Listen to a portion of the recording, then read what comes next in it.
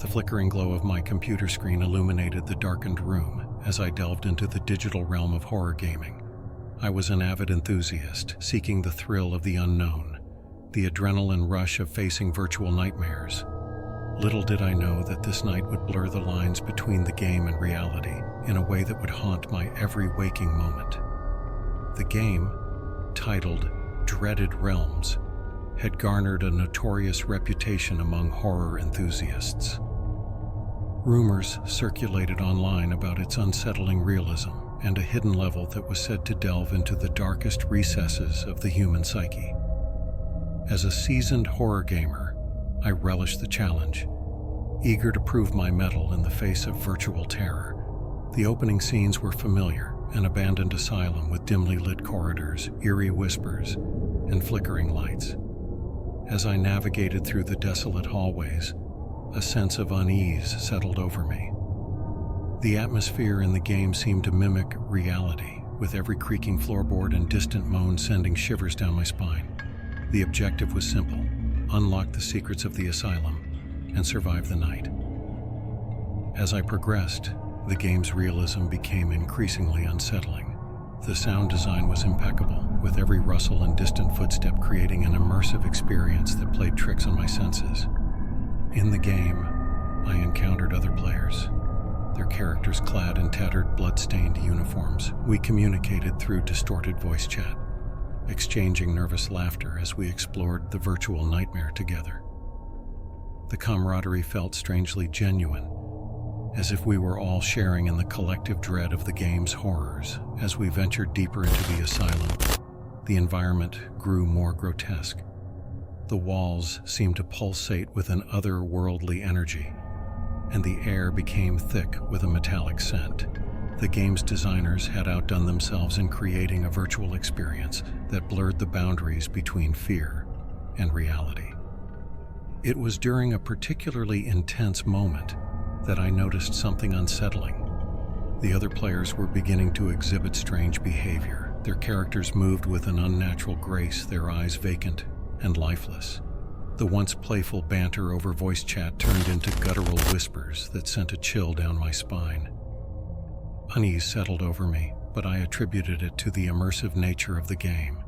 As we approached the rumored hidden level, the sense of foreboding intensified. The other players grew silent, their characters moving in unison as if guided by an unseen force. The virtual asylum became a nightmarish landscape, with grotesque creatures lurking in the shadows. Suddenly, the screen flickered, and the game took an unexpected turn. My character, along with the others, stood in a virtual recreation of my own room. The details were uncanny: the dim lighting, the glow of the computer screen, even the placement of the furniture. It was as if the game had reached beyond the screen and into the very fabric of my reality. A voice, distorted and inhuman, echoed through the virtual space. "Welcome to the dreaded realms, where reality is the true nightmare," it intoned. Panic set in as I realized the game had somehow tapped into my webcam, projecting a virtual version of my surroundings. The characters of the other players turned toward me, their vacant eyes staring into the depths of my soul. The room in the game mirrored my own, down to the smallest detail.